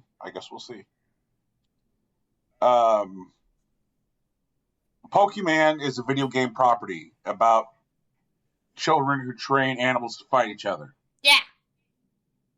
And there has been a cartoon about Pokemon for some time. Mm-hmm.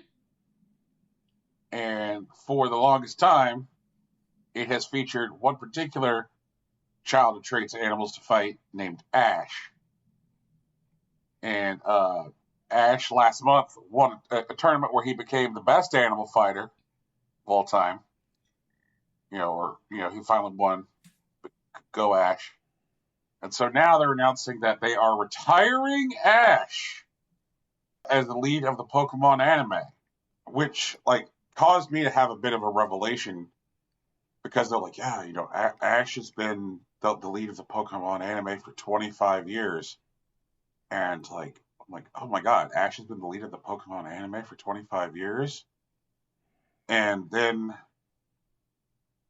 it occurred to me that the Pokemon anime started shortly after I graduated high school. And I'm like, oh no. Oh no. Oh no. Yeah. So time has marched on. That's the one. Yeah. And then I just sat there being like, oh my God, it's been 25 years since I graduated high school. That like if I had a kid shortly after high school, that kid could have conceivably graduated college.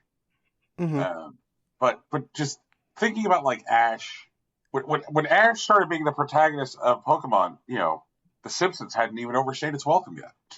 Like, it's nuts. It's nuts. So apparently, Ash is going to get like a small series of episodes early next year to I guess say farewell. Mm-hmm. Like an 11 episode goodbye arc. Yeah, and apparently he's gonna go see his Butterfree again. Yeah. Mm-hmm. And then I guess he'll leave his boots in the middle of the ring, and then that's it. So how do y'all feel about this? Good riddance. Jesus, man. No. Fuck Ash. I hate him. He sucked for a very long time. I'm glad he finally won a Pokemon championship, but it's because Pikachu put the team on his back. Pikachu's cool. Ash Ketchum sucks. And rant. Jesus. All right. I like Ash. I think he's, they changed his, main characterizations a bit in the latest arc. Really, they started in, Sun and Moon, and then, they just continued it on. And I think he's fine. I am very excited about the new protagonist, Rico. She's already great. And a bunch of people are already theorizing that she's Ash and Serena's daughter. Mm-hmm. Serena's the female protagonist from Unova, from the French region. And yeah, I'm very excited about it. They're very cute. Also, Rico's got this hair clip that's the same symbol as Ash's hat from the very first series, which is fun. So is there going to be a time skip? They haven't said anything about it. They haven't said anything about whether or not Ash will be in the new series at all. This is just fan theory stuff.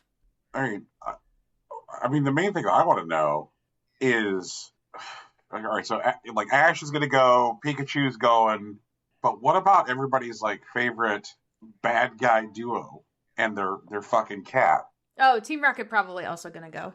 Team Rocket was the bad guys in Kanto, and they didn't really operate in any of the other regions. So it wouldn't make sense for Team Rocket to still be here either. But they're everybody's favorite balloon enthusiast. They're fantastic. I mean, come on. I mean, yeah, but, with new protagonists, you need new antagonists. And even Team Rocket wasn't really an antagonist to Ash, not near the end of it. Mm-mm. They were basically his biggest fans. They were there, in the stands, watching him win the championship. It's true. Him and Pikachu. Apparently, Ash's biggest antagonist is Rocky Hardy. Oh, God. No, I would have beat that dumbass by now, that perpetual dipshit 10-year-old. Jesus Christ. Yeah, no, Rocky's right. Rocky is a way better strategist than Ash is. I hate that fucking kid, I swear. God damn. Sweet Jesus. But yeah, the new pro tags, the girl's name is Rico, and the boy's name is Roy. I hope the new protagonists actually have nothing to do with it, not because I dislike Ash, but I do like the raw potential of a new story. Mm-hmm. I'd be cool with, if they start, kind of the same way, where, they see, Ash winning, his champion match against Leon, and then they're inspired to go on their own journeys. I think that's cool, but I'd like it if they weren't any closer than that. That they're just other kids that happen to be in the world starting their own Pokemon journey.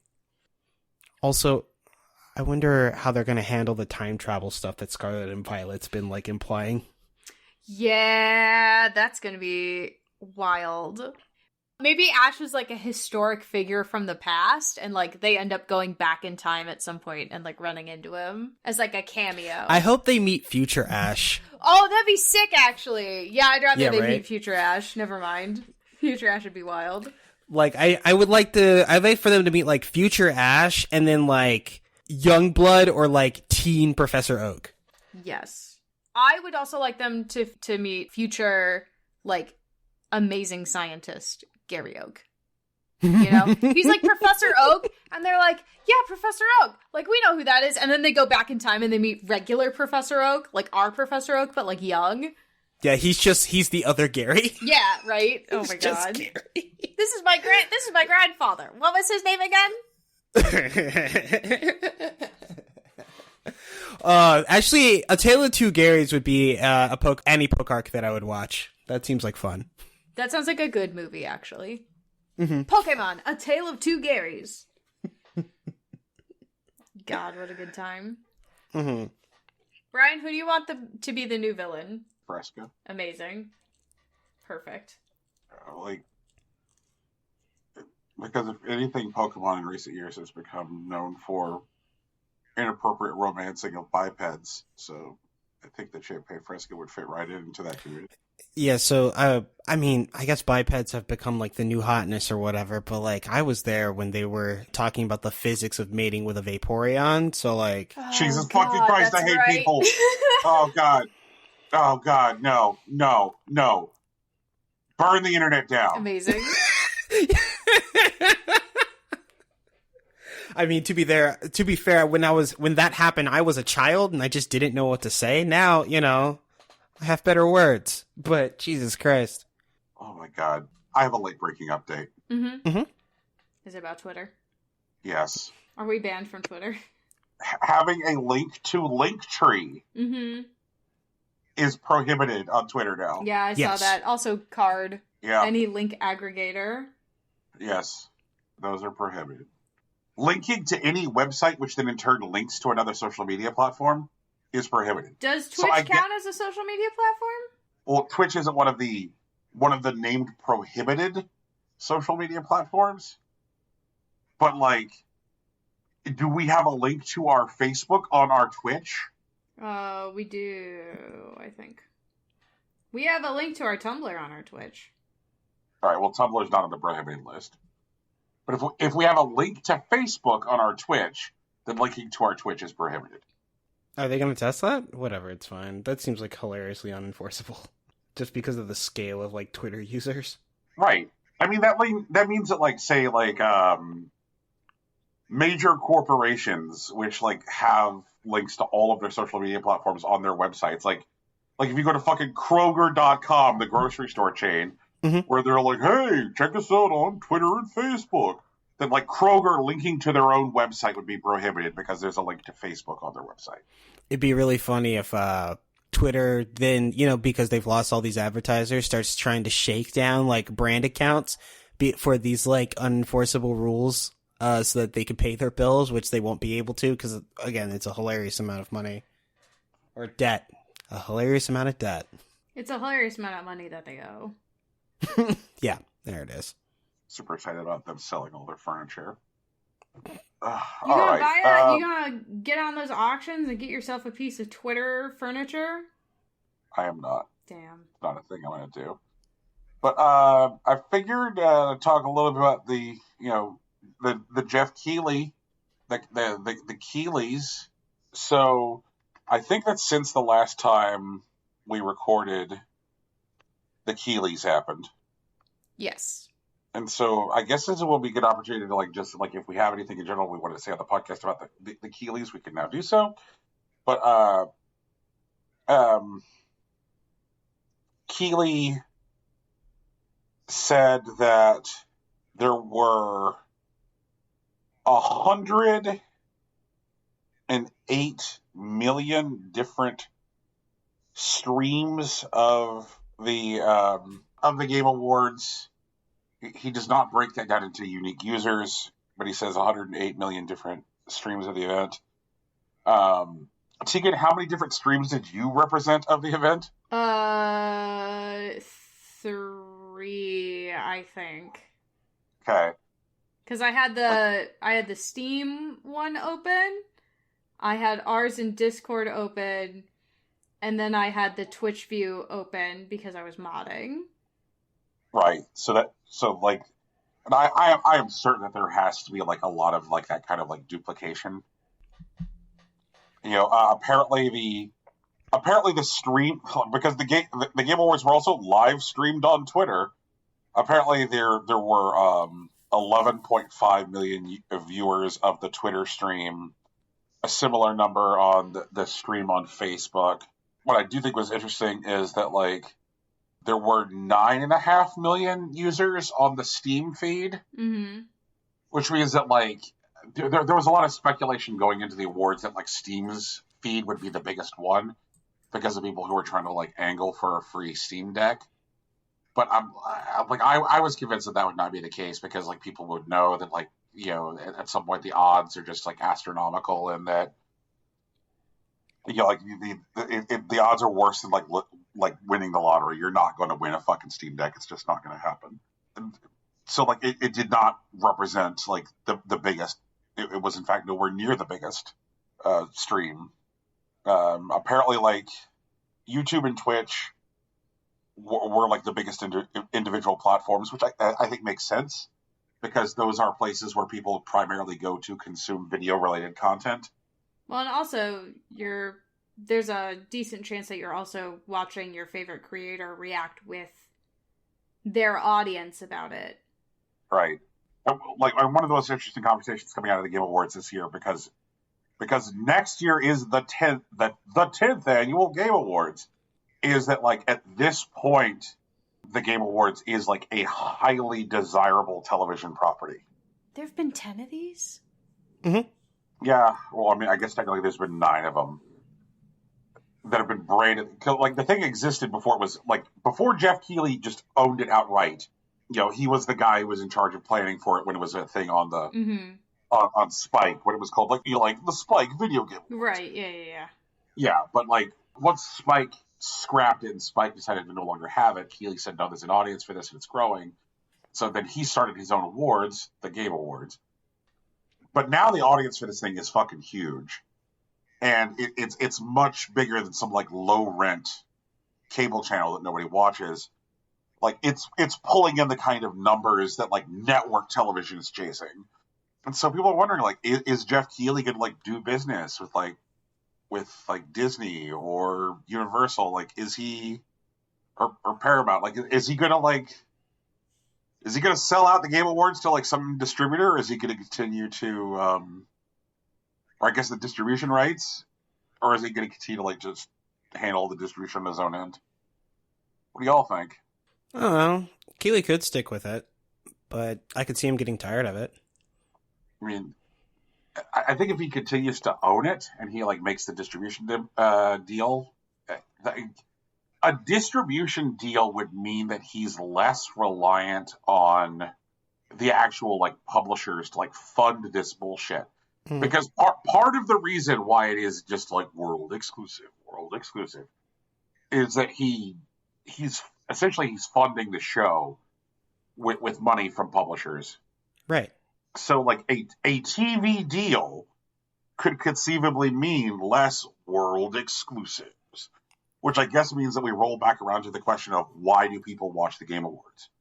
Does the biggest percentage of the audience want to watch games from that year be honored, or are they there to see trailers for products for them to buy in the coming year? I mean, from what I've seen, it's the latter. And I guess there's no reason to, like, say, take money from a distributor, because like, he could just continue to take like Nintendo's money and Sony's money and Microsoft's money and Activision's money, like whatever. Oh well. All right. So that's that, everybody. A zillion streams. I'm always surprised whenever I break Rocky in a way that I didn't expect. I'm not broken. It's funny because like you just seemed like suddenly deflated. Like there's no conversation anymore. I do believe that more people tend to watch the Game Awards to see like the exclusives and like the news that's going to make the headlines next week, as opposed to reflect on like the year that there has been for video games. But I don't think that doesn't have a place. I think it could be very good. And I think it may be a thing that people actually desire, but aren't really pulling a lot from yet. And I don't know. I think it could be a very good thing. But in its current state, people like the Game Awards for what it is. That's why they show up every year. Yeah. Yeah. Yeah. Nothing like seeing fucking, haunting covers of pop songs and actors who show up. Like, surprised Al Pacino be like, "Hey, everybody, from what I understand, that you all like the Pac-Man."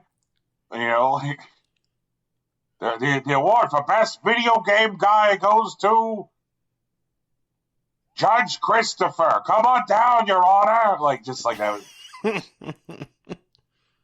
was that was a time.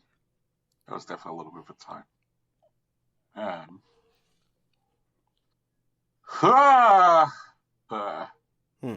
Okay. All right. Rocky, do you have any news for us?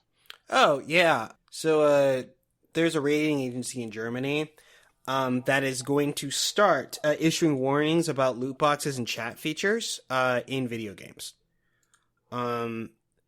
It comes from a translated press release, so I might get some of the words wrong. I didn't translate it myself, and it wasn't Google, but it's still translated. But the new rules will allow this agency to supplement age ratings with information spotlighting in-game spending and chat features that might pose, quote, possible online risks to minors. So, you get, a T for teen, and then, in-game transactions, or, M for mature, chat features may include explicit detail. I don't think they'll put that, but something like that.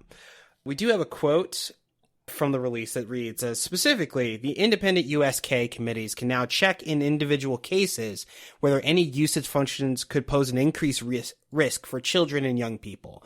For example, in relation to chats in the game or unwanted expenses. It goes on to say, when considering whether these circumstances justify a higher age category, priority is given to both sensitizing information and the existing protective measures of the game provider. These include parental control systems developed by the industry, which parents can use to monitor their children's play behavior responsibly. A ruling practice on the specific effects of usage risks on the specific age rating will become established over time. So it sounds like Germany is choosing to become a bit more granular, honestly, as they're wont to do, about age ratings in video games, and hopefully that may lead to an amount of scrutiny that will either create more equitable experiences for people who pick up these games, or a better understanding of the content in the games and inform consumers on how to navigate them. I mean, I think that more warnings on loot boxes and chat features sound like a good thing. Mm-hmm. Also, I do like the fact that regulations in EU countries often translate into better protections and safeguards for countries outside of EU spaces because of the way EU rules work. Mm-hmm. The iPhone is about to get opened up significantly more and be a lot more user-friendly because of EU rulings. So I think this is a good thing. For sure. Yeah. So shout-outs to sideloading coming soon to iPhones. I know. The USK explained that the new regulations are being introduced because of the amended Youth Protection Act that went into effect in May of 2021. So it's basically just how long it takes for those things to go into effect. So whenever you see a big law or whatever that gets passed and it seems like a good idea, just try to keep an eye out that it's going to take about a year before any of it starts to work. It's just how laws work, I guess. Oh, Brian moved the tweener story. Okay, so I guess I'm going to go twice in a row. Axiom has published a draft of a letter from Congress going out to game publishers like Sony and Microsoft for information on how they respond to reports of extremist behavior in their online gaming communities. As we know, online gaming communities have gained additional scrutiny from the U.S. government with certain incidents that have been tied to white supremacist violence and, other echo chambers online. And so they're starting to look into it. So Congress is writing letters and they're sending them out to publishers. Axios published a draft of it so people can read it. we do have bits of it to share. There is a quote where Congress says, "We know that online games, like the ones you create," which is, oh my God, whatever, are widely used spaces where millions of people overwhelmingly report experiencing positive social behaviors. However, they are also spaces where hate, harassment, and extremism can proliferate, and we are concerned about the total volume as well as the increase in player reports of these negative encounters. And, as a report that's published by the Anti-Defamation League, they did report that 77% of adults and 66% of teens have reported experiences with harassment in online games in this year's report, 2022. Last year was a little lower, 71 for adults and 60 for teens. So it looks like it's not really going away. The letter closes with saying that the members of Congress are trying to find in and out of game ways that players can report harassment. They want to understand how those reports are handled and how extremist content is even recognized in games to begin with. So this might be like a long thing that might go on. So I'm going to try to keep an eye on it. Like Congress X investigating extremism in video games. Like maybe we'll get a hearing out of it, but who knows? Man. News is a lot. There's a lot of news. I mean, yeah. But that's all of it. It's literally the last thing we had. I think that's it. I think that's it. Unless Tegan has a news. No, that's it. I just got a cat. Fair enough. Oh, yeah, we haven't graded mail in a while. I don't think we've had any mail in a while, so it's okay. Yeah, that's also true. But hey, well, everyone, despite our lack of mail, this is a podcast. It's called Impossible Coin. We do it every couple of weeks. You can find it where podcasts are found. If you are interested in sending us mail, I guess you can just hit us up on social media. Facebook, Twitter, Instagram, Tumblr. Discord. And Discord. We're also on Twitch. So, you don't have to worry about Daddy Musk bothering you about the Forbidden Ones. We'll be there, too. We'll accept all your questions wherever they come from. And, we do have to remind you that there is music at the beginning and end of this podcast. It's produced by our good friend, kid brother, Big Sach. You can find him on Twitter at Hillary_Swank. And you can find his work on SoundCloud at soundcloud.com/BigSachNJ. Our t-shirt and logo was designed by Laura Moran. You can still find her on Twitter at Laura Moran and consider donating to her Patreon. We have one of those too. Some of you already know. And that's how you get the artisanal show notes, our bespoke watch-alongs, and audio essays about things that we care about. You can find us at patreon.com/impossiblecoin podcast. We do stream. It's on twitch.tv/impossiblecoin. I'm doing 2 shows a week now. One on Monday where I'm playing Skies for Arcadia, and one on Wednesday when I'm playing Chained Echoes. And Tegan is finishing off Pokemon Violet on Tuesdays, and who knows what she'll be up to next. Who knows? We'll find out together, because I don't know yet. I got some ideas, but I don't know yet. Fair enough. But yeah, that's us. That's the show. I do want to mention that I make a appearance on the most recent episode of the podcast, Final Girls Feast, a little run-in there. It is a podcast about film and food, and we talk about the movie Gremlins, which is one of my absolute faves. So if you want to hear more of me, go check that out there. And thanks for hanging out with us today. Peace. Bye. Later. It's official.